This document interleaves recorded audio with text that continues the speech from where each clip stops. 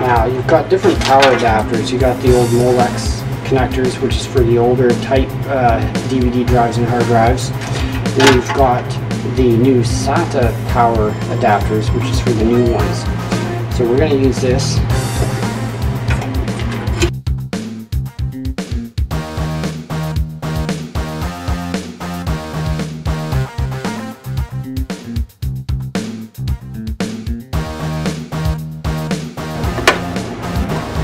There we go.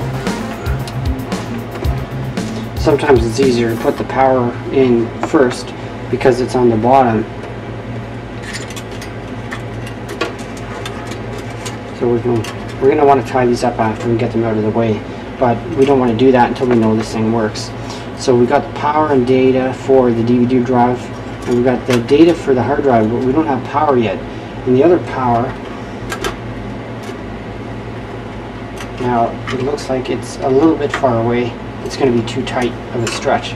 So we're going to want another one, but there isn't any more here. So what do? Well, that's why these ones, they come with an adapter. So we can convert this Molex connector into a SATA power connector. So now we've got that.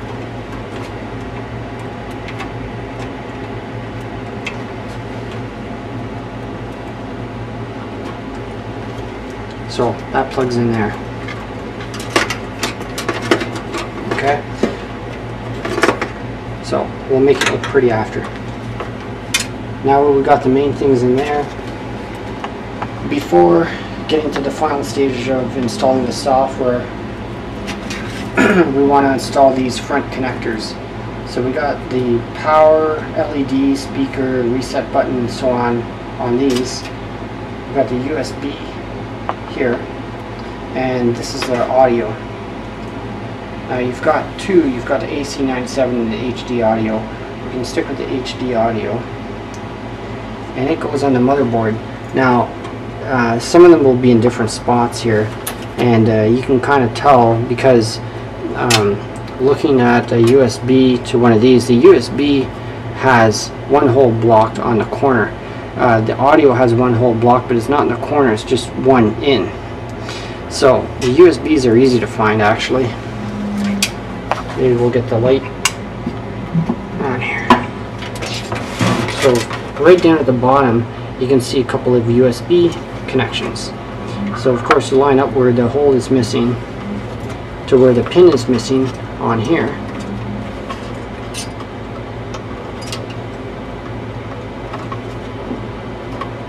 You got the USB. Now the audio, again, where the pin is, or where the hole is covered here, match it with where the pin is missing on this one way in the corner. And you want to try and push it straight down, or just start to line it up a little bit until we know we got it, and then give it a little bit of a firm push down. And that's in place.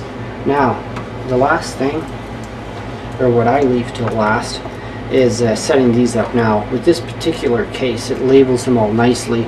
Some of them don't label them as well as others, but you can see you got the power switch, which will send the signal when you press the power button to actually fire everything up. So if you put that in wrong, you're not going to be able to turn this on. The speaker, if you have a built-in speaker on your case, it'll come with that.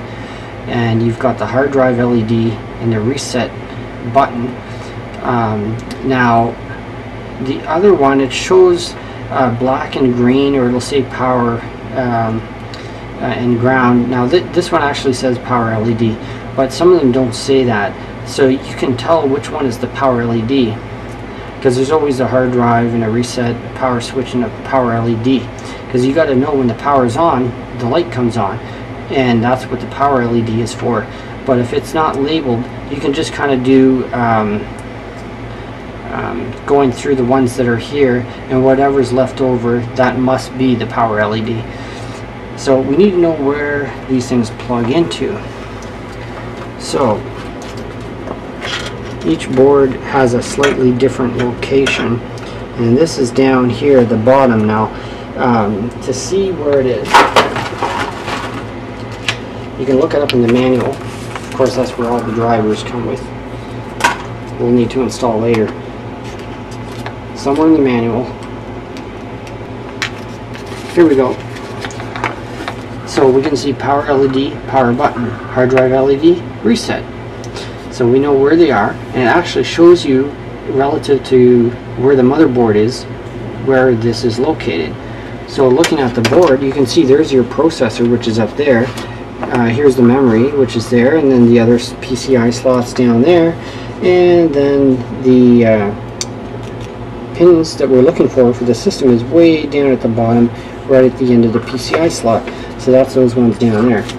So we know that the power LED and power button go at the top. So the power LED might be good to work with here first. And it shows you which is positive and which is negative. So on the left is a positive, and then we've got the negative. So green and black. And typically where the labels are with the names, they're facing in towards each other.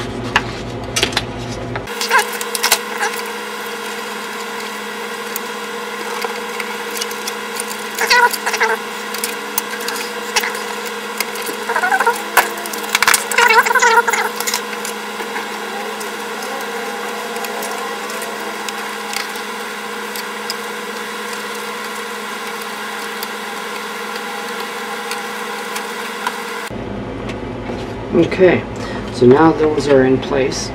Now you can see the names the way they are. We don't have the speaker plugged in, but this isn't as critical.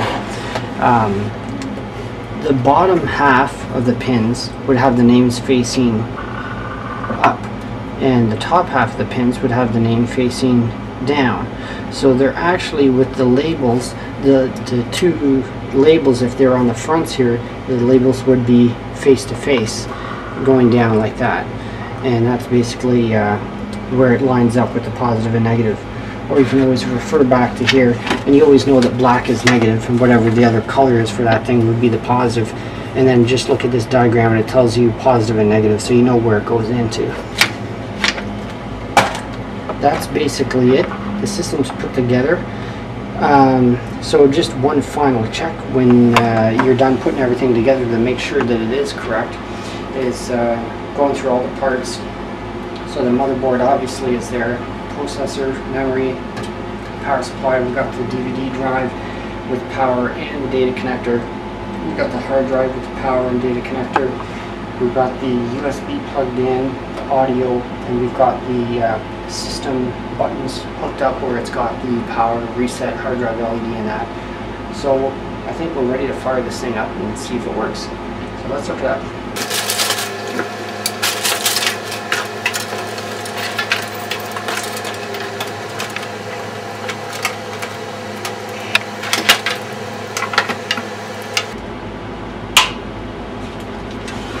Alright, if you want to have a look, there is a light here, which you should see the green light on the motherboard.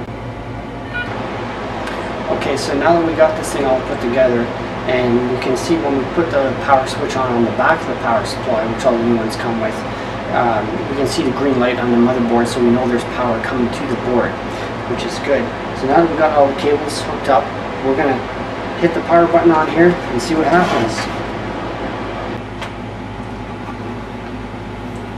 There's your power light.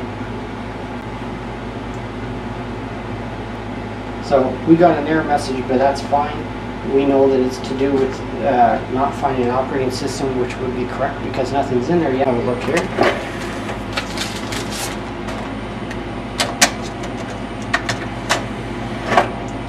Pop in the disk. It says to press any key. And now it's starting up to install Windows.